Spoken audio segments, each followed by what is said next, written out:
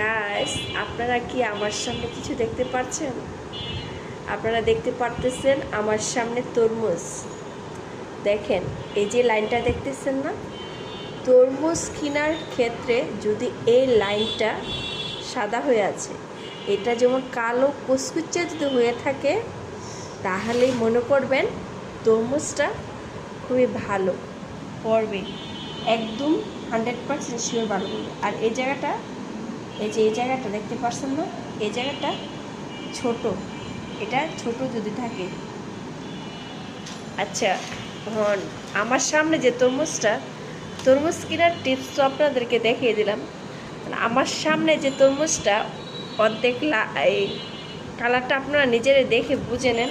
আর ওই পাশটা মানে মোটামুটি, যাক, আমার জামাই নিয়ে আসছে, এখন আমি এটা কাইটা দেখবো।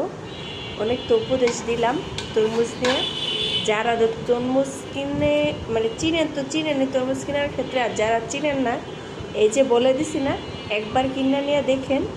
আমার কথা অনুযায়ী তরমুজ 100% ভালো পড়বে, ভালো হতে। আচ্ছা, আমি এটা কাটি, হ্যাঁ কাঠটা দেখি যে এটা কেমন হয়েছে। এটা তো দরাটা টাপের ব্যাপার, বুঝছে? বিসমিল্লাহ, আমার মেয়ে ফোন ধরছে, আর আমি এটা কেটে দেখবো। বিসমিল্লাহ, কেমন জানি হয় গাছ।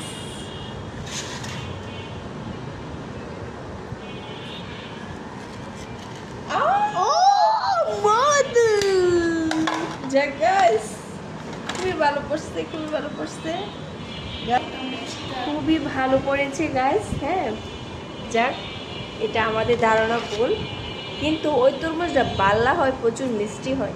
তো টেস্ট করে দেখি কেমন হলো।